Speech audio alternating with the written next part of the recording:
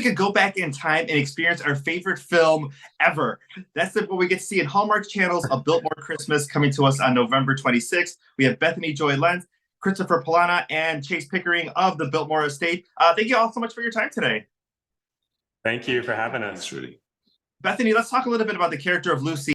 She is doing her remake version of the film, yes, and what I loved about Lucy is that she really was someone who had a romantic heart. She loved she loved old movies and things that were old-fashioned, and just kind of had been hurt and been through enough hard experiences in life that she lost a little bit of that personal magic belief in romance and impossible things, and something impossible happens to her.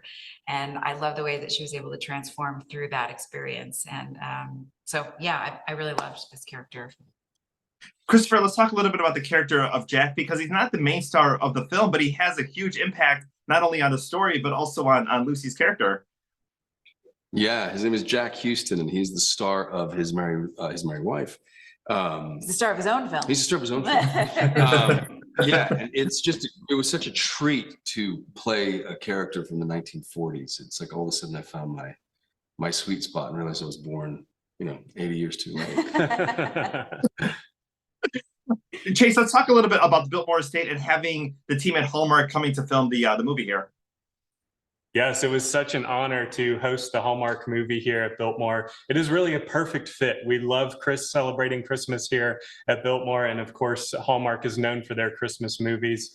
And I'm one of the 5th generation family members here at Biltmore. So it was created by my great-great-grandfather, George Vanderbilt. And it is such an honor to be a part of carrying on our mission of preservation. And movies like this help get the word out about this amazing place that we are stewards of every day. Bethany, let's talk a little bit about Lucy's character, because she's set in modern times, but we also have those movies that we've watched from our past, that we watched with our parents, with our grandparents, and it's maybe a different type of love or a different type of dating or situation where you romanticize that period of time. I think she'd been through a lot of hard things in life that put her in a position of feeling like the magic, the romance, all those things are impractical and kind of impossible, and eventually always fail. People are eventually always going to choose themselves over choosing you and making a sacrifice for you. And that was a fundamental belief that she had developed through life.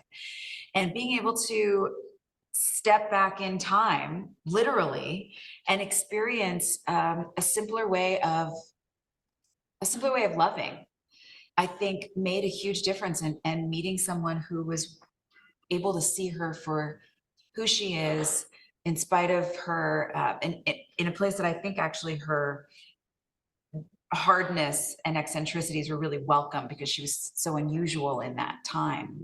I think when she and Jack meet, there was, it seemed like there were just a lot of sparks from that, and almost healing each other in different ways. And I think that she just was able to open her heart up and welcome in something that she'd always hoped was possible, but didn't really believe was true. Kristoffer, when you watch the movie and you see your performance, you can totally tell that you're not of like a modern time, that this is a classic Hollywood leading man. Yeah. Tell me a little bit about preparing for that role, because once you see your actions, you're like, this is so classic Hollywood. Yeah. Well, the first thing, I saw the movie last night. This was the first time I've seen it, and you do such an amazing job. We've got like Lucille Ball. She's amazing. She carries the whole thing. So it was easy for me to work off of Joy. It's one of those simple things when you've got somebody who's giving and who just shows up and does what she's doing.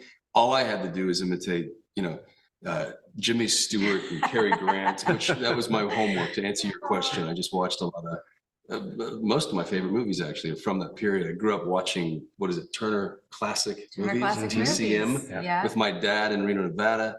I remember super specifically, he'd be in his little chair, I'd be on the floor, and we'd watch the black and white movies together. So for me to kind of be able to step back in time and play a role like that is truly the job of a lifetime. You were so good at it too, but I think that it comes naturally to you. Oh, maybe absolutely. because you grew up on those movies. Thanks, kid. You're welcome, Tom. And then, of course, filming here at Biltmore House is like you can't help but walk into the environment when especially when they put you in the clothes, and then you're in this beautiful space, and it really is time travel. I don't know if you've ever been here, Rudy, but it's a unique piece of property in this entire country, and I think therefore the world. It's a pretty special place. Yeah. I agree. And Chase, this isn't all just set up just for the filming and for these interviews. I mean, you go all out for the holidays. People can rent rooms. People can take tours. There's also wine and treats that people can buy from the estate as well too. Yes, we actually have a winery here on property and 2 hotels. The entire estate itself is 8,000 acres. So the gardens and grounds are pretty spectacular, in addition to the house, which is America's largest privately owned home. And we go all out for the holidays. We have 67 Christmas trees in Biltmore House that are decorated. And the tallest tree inside the house is 35-foot Fraser fir, which is a fresh cut tree, which we bring in. It's kind of been a tradition ever since Biltmore House opened in 1895. All right, I got to make my way down there at some point. Yeah, you got to come see us. We'd love to host you down here for sure. So wonderful. Yeah, it's pretty special too, because Biltmore House, as Chris just said, opened on Christmas Eve of 1895. And that piece, actually, that storyline made it into the movie. There are a few nods to that aspect. Well, it's a wonderful film. I hope everybody checks it out this holiday season. A Biltmore Christmas coming to us on Hallmark Channel on November 26th. And happy holidays to everybody. Thank you. Happy holidays.